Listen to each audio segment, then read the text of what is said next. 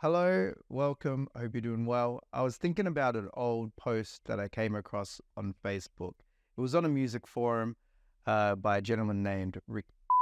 And he wrote the post. Hi all, looking for tips on scoring cover gigs in Brisbane. Please don't say agencies. They never, in all caps, respond. Thanks. So if you don't know what I do, I play music a lot around Brisbane. I'm predominantly a covers artist. Cover musicians are quite popular here in Australia because we don't have those big acts touring Australia all the time. Currently, I play around 6 to 8 gigs a week, and this month I have 28 gigs for the month. So I'm pretty busy. I decided to reply to Rick's post because I wanted to help him or anyone else that saw that post move forward with their musical career. So I replied with 5 simple steps to get gigs, and here they are.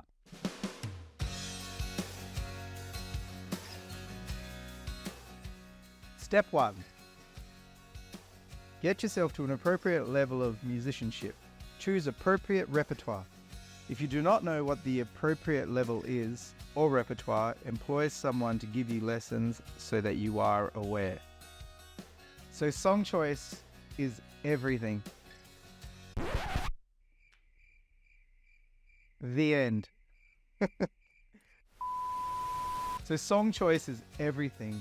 I've got a friend who is also trying to do this, and he chooses really obscure songs. I don't know why people don't want to hear them. They're on the B-side of a record for a reason. Like, play the hits. That's why they make hit records. Play the hit. If you're not sure of like what your level of musicianship is, and I'm talking about, I guess this could be anyone, but I mean, especially those who are trying to get gigs and can't, have difficulty getting gigs. Go and see someone who is qualified to assess you.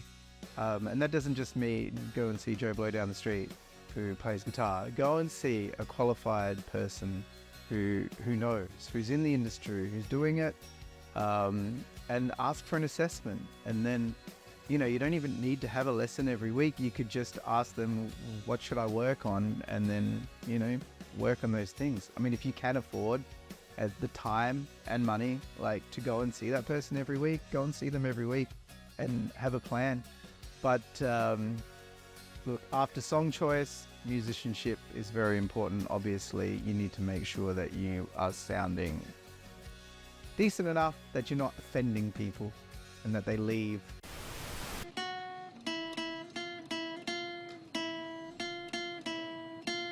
What's happening here? Imagine there's no heaven. It's easy if you try. Step 2. Have decent semi-pro to pro gear. Learn how to use that gear effectively. So semi-pro gear is pretty good these days, and it's not very expensive, and it's small, and it's light, and it's fairly cheap. I use a Midas MR12 for my mixer. That's a digital mixer that links up with the iPad. I think I bought that for like $600 Australian.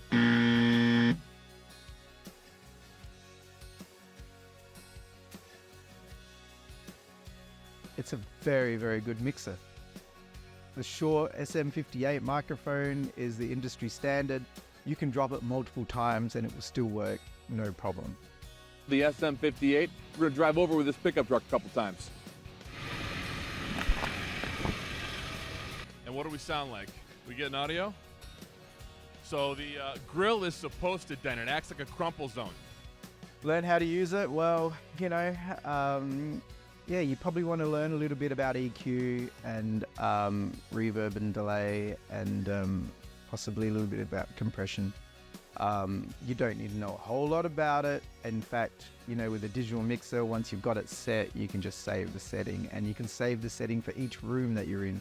So if you go to a venue and you do your setup, you do your sound check and then save it, and then when you enter that room again the next week or the next month, you just load that setting straight up and you're not going to have a problem. Step 3. Produce a live video. It doesn't have to be professionally produced. Phone videos seem to work okay. Yeah, phone videos for like a demo thing just to show that you sing in tune and you play in time. Yeah, that's fine. I mean, I wouldn't go releasing that on Spotify. In fact, I don't even think you could. Probably want to position the mic alongside the device that you're filming on, as if you were using the phone's built-in mic, as this should capture a nice balance between your voice and the guitar. And if the world stops turning, would we see what we've done? So what if the world stops turning? Would we see what we've done? Yeah, I think you could just use that, set up a stand, record yourself, and then send that around to venues and agents, which is step number 4. Contact agents and venues and await for their response. No response is a response. If you get a no response, go back step 1, 2, and 3. Yeah, so if you're not getting a response, there's a reason. I mean, the reason could be a multitude of things. I mean, it could be that they're already full. Could be that they don't have gigs available because the people that they have already on their list are reliable and, you know, well, not sick. It could be because what you do is not what they are looking for. It's not a good fit for their venues.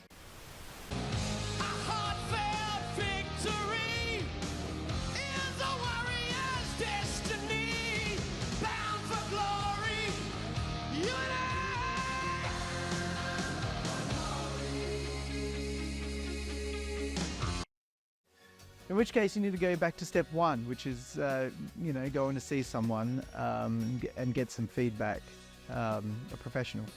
Once you're successful with step 4, move on to step 5. And step 5 really isn't about getting the gig.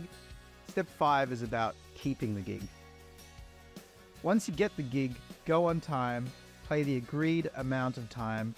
Don't cancel unless you've lost a limb or died. Good evening, I'm Ken Bastida. Dana is off tonight. He was murdered and then set on fire while celebrating his birthday. There's nothing more frustrating for a person who's booking gigs than the person ringing up sick. Sometimes sicknesses happen and people that book gigs, they understand this.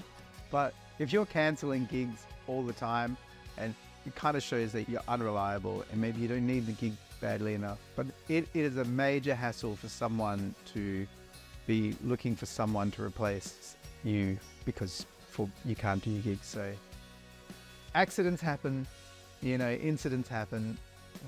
Everyone understands this, but don't cancel just because you don't feel like it. Well, that's my 5 steps. I hope they help Rick. I hope they help you. I still use them and they're working for me. If you've got your own tips, drop them in the comments. Let's create a community where we're helping each other reach goals. Thanks for watching and hit that like button.